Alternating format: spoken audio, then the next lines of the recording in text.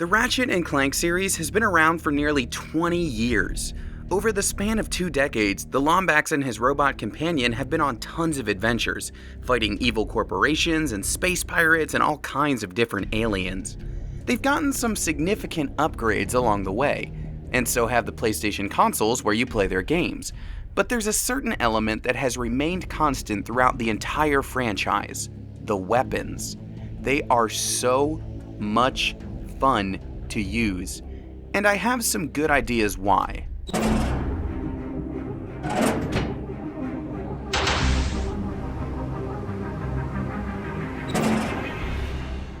I love the smell of laser beams in the morning. Time to present arms, Private. Sir, yes, sir.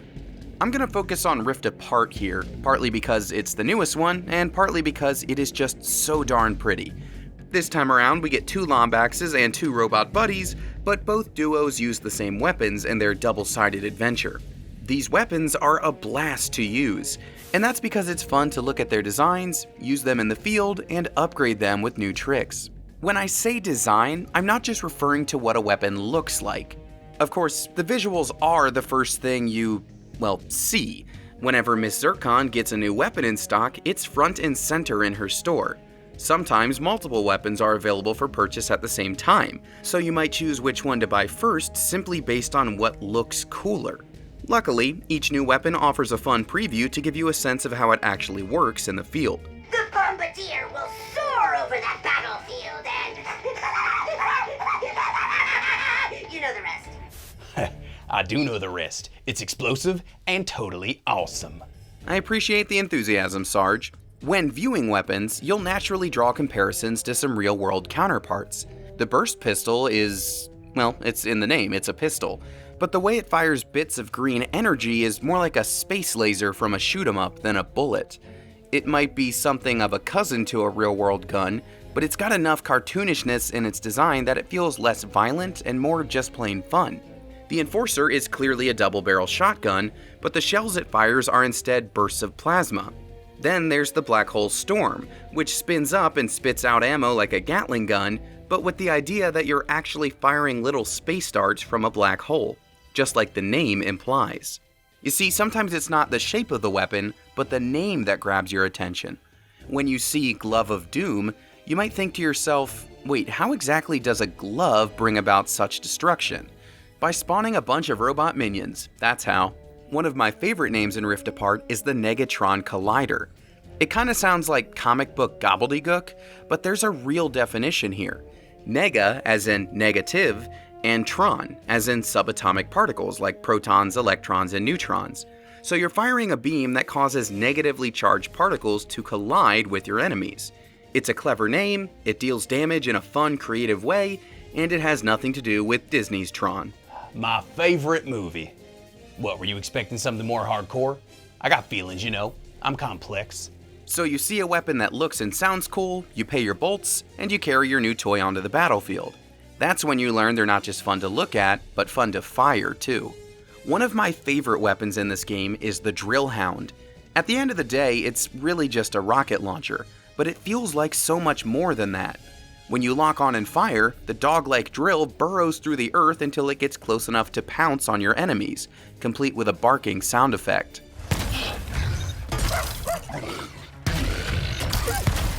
Of course, if you want more of a standard rocket launcher, Ratchet & Clank has you covered with the Warmonger.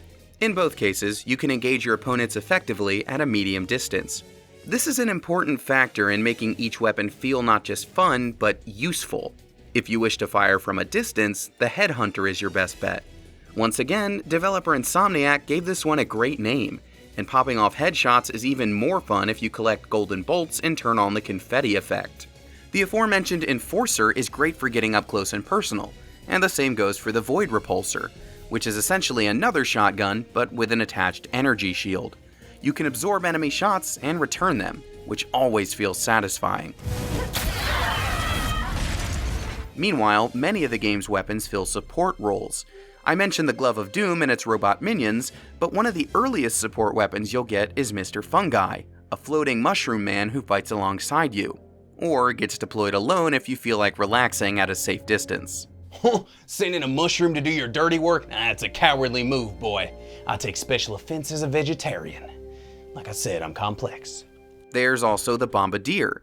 It rains down little explosives from above before ending its run in a dive bomb toward your enemies. I would almost call these 3 weapons summons, because they feel a bit like an RPG spell that you cast to deal damage over time so that you can focus on other things. Insomniac sees this likeness too. There's the confetti setting, and there's also an RPG mode you can unlock with golden bolts. This makes the game display damage numbers during battle, and they pop off like fireworks if you get all your support weapons going at once.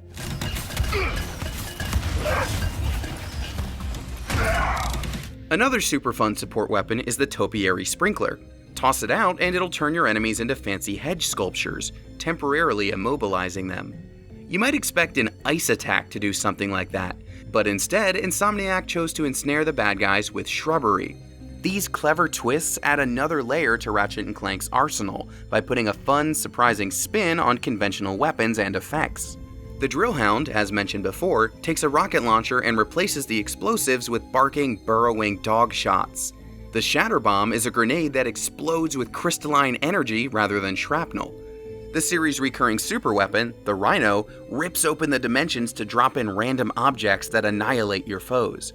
That's basically an airstrike, but dressed up in some really sweet sci-fi trappings. And that good old Topiary Sprinkler does the job you'd usually assign to an ice beam. Now that's cold. Shut up, I like wordplay. Of course, Rift Apart does have a weapon like that, the Cold Snap. It turns your enemies into ice cubes, but it's not for stopping them in their tracks. In fact, it's really fun to hit them with cold air and watch them slide right off the edge of the platform you're fighting on. You've also got the power of lightning at your disposal with the appropriately named Lightning Rod. Electrocuted enemies will actually spread the current to other bad guys, giving you an electrifying way to do crowd control. These chain effects open up new strategies and more fun options to take down your opponents. You don't just have to spray and pray. You can have support fighters join in or mess with your enemy's mobility. You'll also need a way to get through some of the tougher enemies' armor and shields, and Rift Apart provides a fun way to engage with these tactics as well. The Bombardier is pretty good for flanking a shielded enemy with its aerial fire, but something like the Ricochet is a more engaging way to do it. This weapon fires a colorful orb that ping-pongs into an enemy several times with extra trigger pulls. Then there's the Buzz Blades, which form a deadly cloud of razors that fly around and poke from all angles. Ratchet & Clank doesn't give you rounds that pierce through armor, but it does give you the tools to completely circumvent it. Again, a fun spin on conventional weapon design. This being a PS5 game, Insomniac also took great care to make the DualSense's adaptive triggers feel like a key part of the process. As director Mike Daly told Games Radar Plus, weapons are always at the forefront of the Ratchet experience, and the DualSense gives us powerful new tools to take each weapon's unique personality even further. You can look forward to some new developments that make weapon impact feel absolutely amazing, like custom adaptive triggers for each weapon. Alt fire, you might say. I do find that useful myself. That's exactly right. Most weapons work differently depending on whether you're pulling the right trigger halfway or all the way down. In the interest of accessibility, you can do that with other inputs on the controller, but for this video, I will be referring to half and full trigger pulls. Let's start with the first weapon you wield, the Burst Pistol.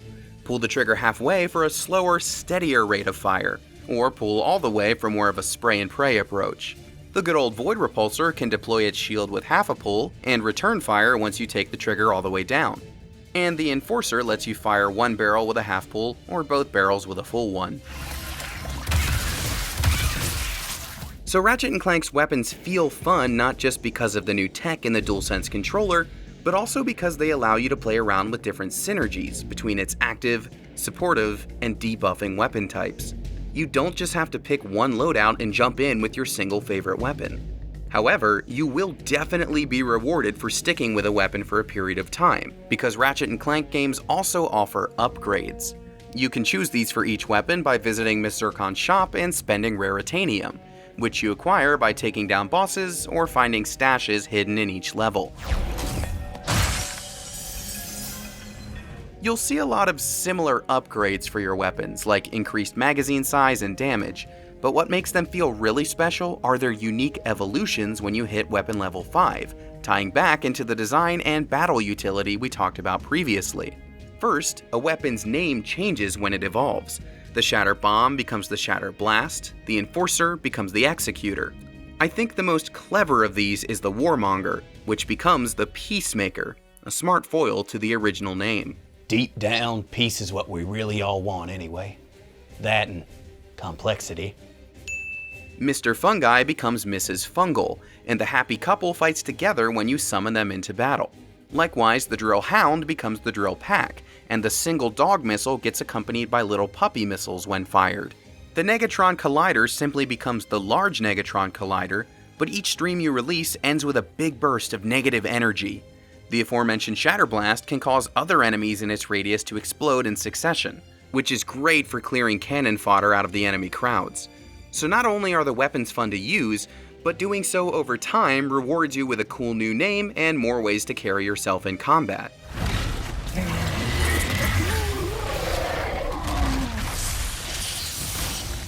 Fun really is the name of the game with Ratchet & Clank's weapons. It starts with design, which includes the look and the name. Then in combat, you can synergize by playing to each weapon's strength. Some are all about active fire, others take on a support role, and still others chain together a variety of effects to help you control the battlefield. Use your weapons enough and you can upgrade and evolve them, taking their designs and your strategies even further. Fun is the figurative name of the game, and literally speaking, the name of the game is Rift Apart. This is only the latest in 2 decades of Ratchet & Clank adventures, and each one is chock full of fun weapons just like the ones I talked about here. I mean, I didn't even mention the New Game Plus weapons in Rift Apart. So if this video makes you want to go back and see how fun those earlier weapons can be, go for it. And if it makes you want to try the series for the first time, even better.